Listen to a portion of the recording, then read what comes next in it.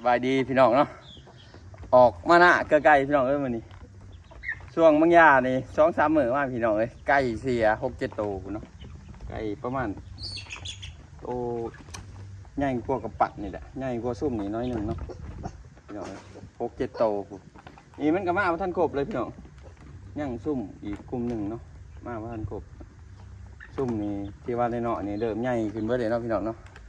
ช่วงมึง2-3 มื้อมานี่คอยกับมันค่างานพ่นเขาพ่นยังแน่นะพี่น้องเอ้ยก็เลยบริคอยลำดีลำไรกับไก่ไปกับไก่อยู่หน้าเนาะพี่น้องเนาะมันก็เลยเข้ากันช่วยโอกาสตอนเอามาอยู่หน้าเดี๋ยวเนาะเพราะว่าอันนั้นแต่กี้ก็ยังว่าออกมาหน้าคู่มือเนาะช่วงนั่นมีงานพ่นเขานี่บริสูออกมาหน้าพี่น้องเอ้ยไก่ก็เลยเสียเนาะอย่างหนึ่งมาก็เอาเขาเมื่อวานเพราะว่ามันบดองมาหน้าไหนพี่น้องเอ้ยบริสุทธิ์เกลือมันนอกก็ได้เอาเขาเมื่อวานซะพออยู่หน้ามันมียังกินเด้จ่อยดงนี่ฮะเอาออกมาเนาะเอาออกมาเริ่มพี่เริ่มใหญ่ขึ้นมากันและไก่เสีย6-7 ตัวพี่น้องเอ้ยจักเป็นเขามาเอาตอนใดเนาะไก่ตัวนี้ประมาณโตซ้ำนี่แหละพี่น้องใหญ่กว่านี้ประมาณโตส่วนนี้แหละใหญ่กว่านี้น้อยนึงเนาะมีดอกหลุดมันหันแต่อันบ่ทันมาเนาะไปหากินอยู่ป่าพี่น้องเอ้ยนี่ก็มีเนาะเพื่อนก็ยังมีอีกได้พี่น้องไก่เนาะไก่น้อยเบียกเนื้ออยู่แล้วอันนี้ก็ไข่มันเริ่มไข่อีกแล้วอันนี้ก็มีน้อยนึงเดี๋ยวสิมาอัปเดตปูปลาหน้าหนามเนาะพี่น้องเอาอาหารในปลา